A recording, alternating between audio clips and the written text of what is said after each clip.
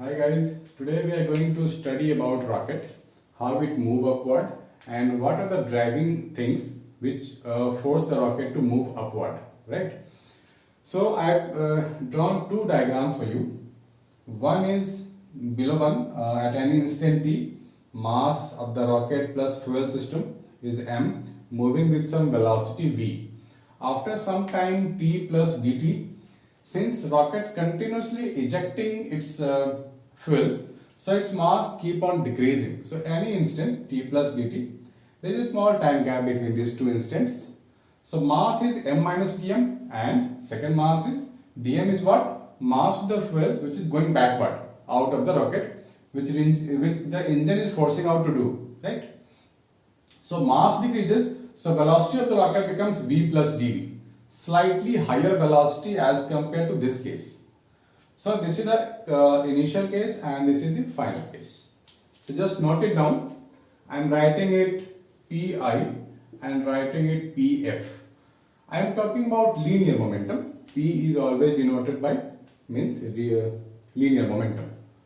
So momentum of the system is always conserved since we are considering that no external forces are acting. Rocket is moving up because of the engine forces, and engine is just part of the system, part of the rocket. So all we are getting is the internal forces here and no external force at all.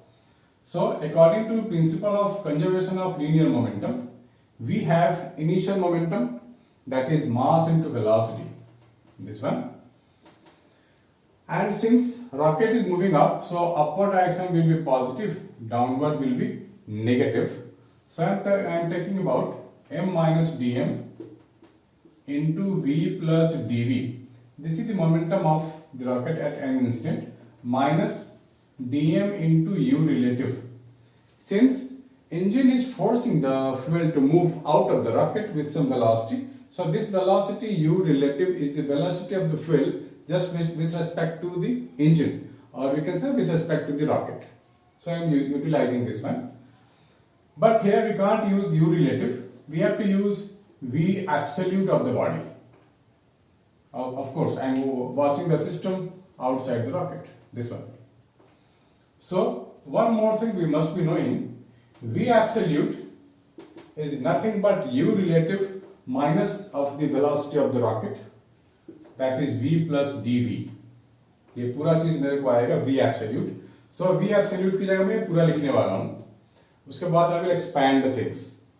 So I am expanding here mv plus mdv minus vdm minus dm dv and minus dm into this entire thing. This entire thing means u relative minus v minus dv. ये यहाँ से यहाँ तक.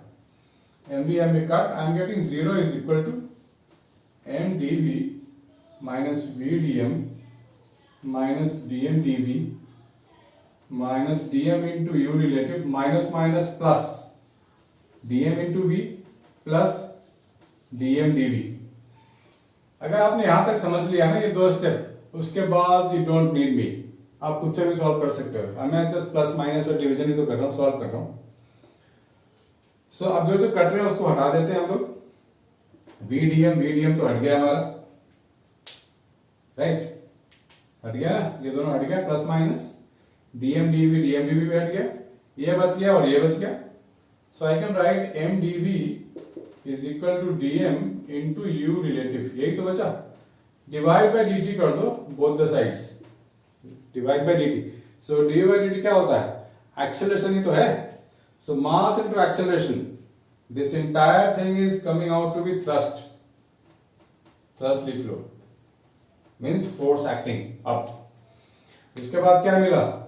U relative into dm by dt. So ये thrust कैसा है? Thrust directly depends upon dm by dt.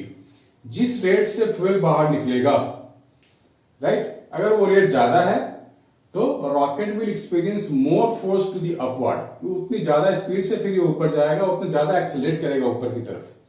और जिस रेट से कम जाएगा, अगर रेट कम है जाने का, तो रॉकेट का भी स्पीड आगे जाने का कम हो जाएगा.